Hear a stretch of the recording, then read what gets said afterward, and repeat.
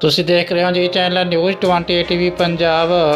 ਜ਼ਿਲ੍ਹਾ ਮਲੇਰਕੋਟਲਾ ਦੇ ਮਿਲਨ ਪੈਲਸ ਦੇ ਵਿੱਚ ਇੱਕ ਗੁੱਜਰ ਸੰਮੇਲਨ ਕਰਾਇਆ ਗਿਆ, ਜਿਸ ਦੇ ਵਿੱਚ ਕਿ ਸਾਰੇ ਪੰਜਾਬ ਦੇ ਵਿੱਚੋਂ ਔਰ ਹੋਰ ਵੀ ਬਾਹਰਲੇ ਸੂਬਿਆਂ ਤੋਂ ਗੁੱਜਰ ਬਰਾਦਰੀ ਨਾਲ ਸੰਬੰਧਿਤ ਲੋਕਾਂ ਨੇ ਵਿਸ਼ੇਸ਼ ਤੌਰ 'ਤੇ ਭਾਗ ਲਿਆ। ਇਸ ਦੇ ਵਿੱਚ ਐਮਐਲਏ ਅਮਰਗੜ੍ਹ ਸਰਦਾਰ ਜਸਵੰਤ ਸਿੰਘ ਜੀ ਗੱਜਣਮਾਜਰਾ, ਐਮਐਲਏ ਮਲੇਰਕੋਟਲਾ ਹਲਕਾ ਜਮੀਲੁਰ रहमान और एसपी हैडकुआटर सरदार कुलदीप सिंह जी विशेष तौर पर पहुँचे, जिन्हों का गुजर सम्मेलन के आगुआं वालों सन्मान किया गया। गुजर सम्मेलन के पहुँचे आगुआं वालों पंजाब सरकार के नुमाइंदे जमीलुर रहमान और एमएलए हल्का अमरगढ़ सरदार जसवंत सिंह ਗੱਜਣਮਾਜਰਾ ਨੂੰ ਆਪਣੀਆਂ ਮੁੱਖ ਮੰਗਾਂ ਨੂੰ ਲੈ ਕੇ ਜਾਣੂ ਕਰਵਾਇਆ ਗਿਆ। ਉਹਨਾਂ ਸਰਕਾਰ ਤੋਂ ਮੰਗ ਕੀਤੀ ਕਿ ਸਾਡੇ ਗੁੱਜਰ ਬਰਾਦਰੀ ਨਾਲ ਸੰਬੰਧਿਤ ਲੋਕਾਂ ਨੂੰ ਜੋ ਕਿ ਲੰਬੇ ਸਮੇਂ ਤੋਂ अपने घर बनाई बैठे हैं, चाहे वो पंचायती जगह है, चाहे वो उन्होंने मुल खरीदी हुई है, पर उन्होंने पक्के तौर पर कागज़ दिखाने के कागज़ देने चाहिए हैं और उन्होंने पक्के मकान बना के देने चाहिए हैं। तुहानूं दिखाने लाइव तस्वीरां मलेरकोटला के मिलन पैलेस के विचों।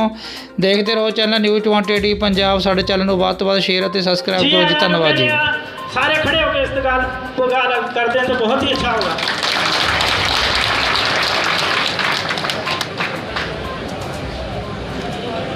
एसपी साहब बहुत बहुत शुक्रिया थोड़ा ਜਿਹੜਾ ਸਾਡੇ विशेष तौर पर आल इंडिया प्रधान मजरदीन यूपी तो ਜਿਹੜੇ ਆਏ ਨੇ, ਬਾਕੀ ਦਰਜਾ ਬਰ ਦਰਜਾ ਸਾਰੇ ਸਾਡੇ ਐਸਟੀ ਸਾਹਿਬਾਨ, ਤੇ ਮੈਂ ਸਾਰਿਆਂ ਨੂੰ ਵੈਲਕਮ ਕਹਿਣਾ, ਧੰਨਵਾਦ ਕਰਦਾ ਤੇ ਸਾਰਿਆਂ ਨੂੰ ਫਤਿਹ ਬੁਲਾਉਣਾ।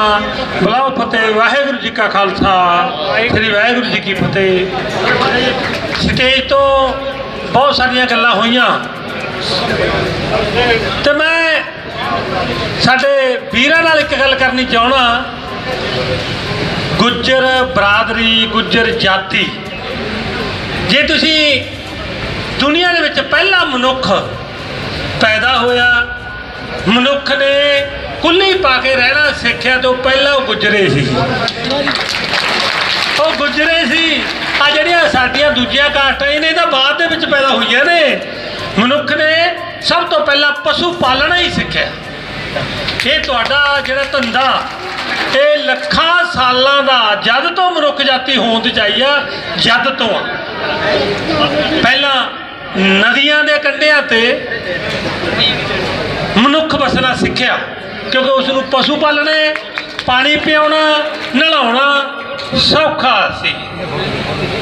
ਤੇ ਮੈਂ ਇਸ ਕਰਕੇ ਵੀ ਇਸ ਧੰਦੇ ਦੇ ਨਾਲ ਪਿੰਡਾਂ ਦੇ ਵਿੱਚ ਭਾਵੇਂ ਬਰਾਦਰੀ ਕੋਈ ਵੀ ਹੋਵੇ, ਬਹੁਤ ਸਾਰੀਆਂ ਬਰਾਦਰੀਆਂ ਪਸ਼ੂ ਦਾ ਧੰਦਾ ਕਰਦੀਆਂ ਨੇ, ਪਸ਼ੂ ਪਾਲਦੀਆਂ ਨੇ।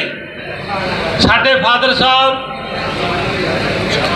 ਤੁਸੀਂ ਸੋਚ ਨਹੀਂ ਸਕਦੇ, मैं दावे ना कहना भी अज अपने इन्ने बंदे बैठे तुसी भी पशु नूं प्यार करते हो, शायद वो जिन्ना तुहाडे चों कोई भी ना कर सकता।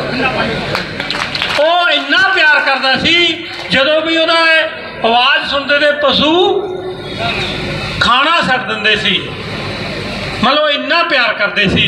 इस करके अज असी मलेरकोटला वासी भागां वाले आ, असी कर्मां वाले आ।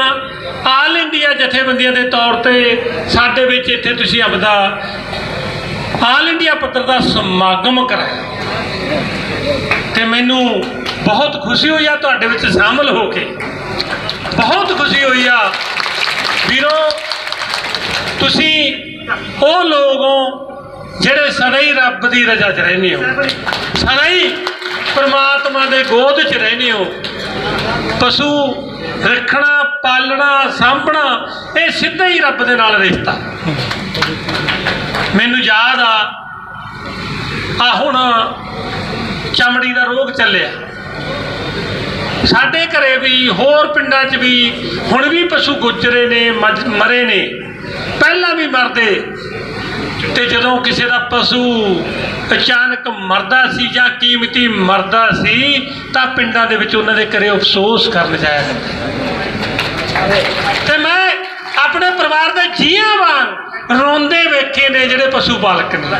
ਜੇ ਪਸ਼ੂ ਗੁਜ਼ਰ ਗਿਆ ਤਾਂ ਉਹਨਾਂ ਦੇ ਲਈ ਧਨ ਦੌਲਤ ਨਹੀਂ ਸੀ, ਉਹ ਇੱਕ ਪਰਿਵਾਰ ਦਾ ਮੈਂਬਰ ਸੀ ਤੇ ਪਰਿਵਾਰ ਵਾਂਗ ਉਹ ਪਸ਼ੂ ਨੂੰ ਪਿਆਰ ਕਰਦੇ ਸੀ।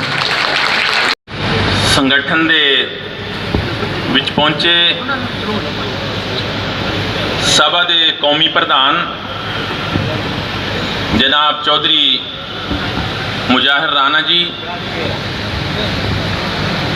मलेरकोटला के SP हैडकुआटर साहब सरदार कुलदीप सिंह सोही साहब, स्टेट के प्रेजिडेंट हाजी शुक्रदीन जी, मौलाना अब्दुल गफूर साहब,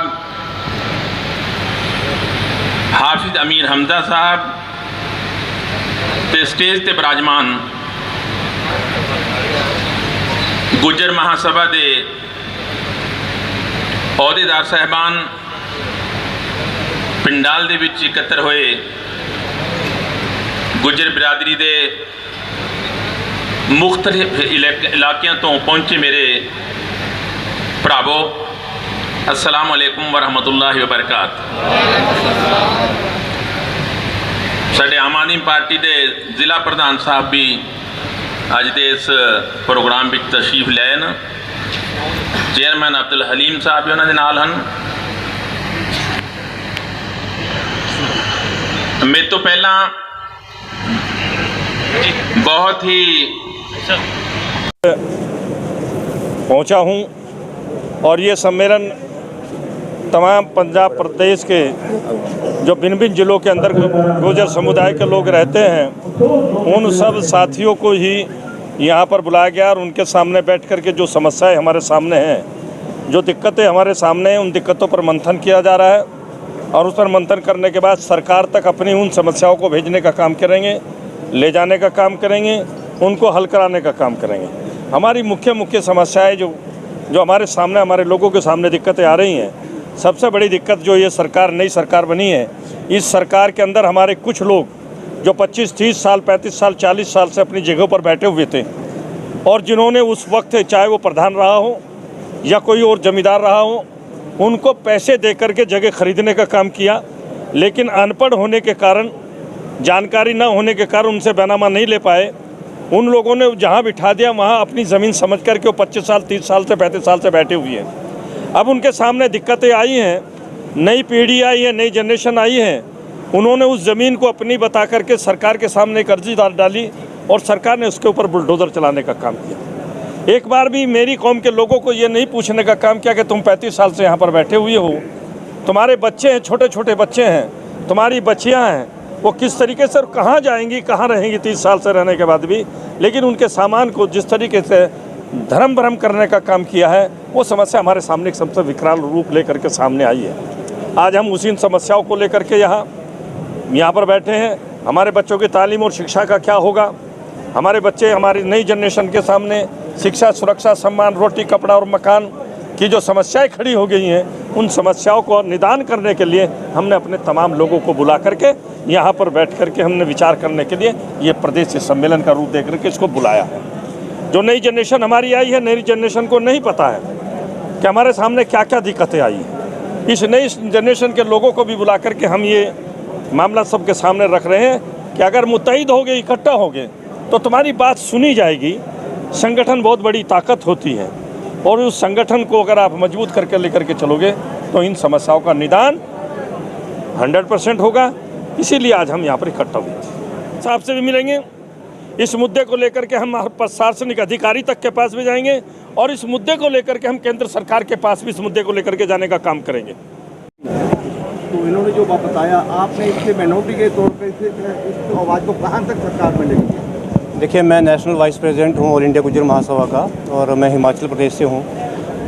हम ये पिछले दिनों से, जब से पंजाब में सरकार बदली है, तब से जैसा अध्यक्ष महोदय ने कहा कि इतने सालों से जो लोग बैठे हैं, 30 साल से लोग बैठे हैं और बीच में इतनी सरकारें आई हैं, किसी सरकार ने ऐसी कार्रवाई करने की हिम्मत नहीं की जो इस नई सरकार ने अभी से शुरू कर दी है। तो हम ये चाहते हैं कि अभी मैं एक दिन भगवान सिंह का एक इंटरव्यू सुन रहा था, उसमें वो कह रहे थे कि ये तो बड़े लोगों के कब्जे में ज़मीनें हैं, उनको हम छुड़ाएंगे, जो गरीब लोग हैं उनको रहने देंगे। तो हमारे तो सारी जो 100% लोग हैं, सारे गरीब लोग हैं, भूमिहीन लोग हैं और इनका गुजर बसर उसी ज़मीन पे है। हम स्टेट गवर्नमेंट से ये डिमांड करते हैं कि जैसा आपने कहा, गरीब लोगों को जो है जहाँ वो बैठे हैं 20-25 साल से, उनको वहीं रेगुलराइज किया जाए, उनको वहाँ पे इंदिरा आवास, अटल आवास की स्कीमें दी जाएँ, उनको बसाया जाए।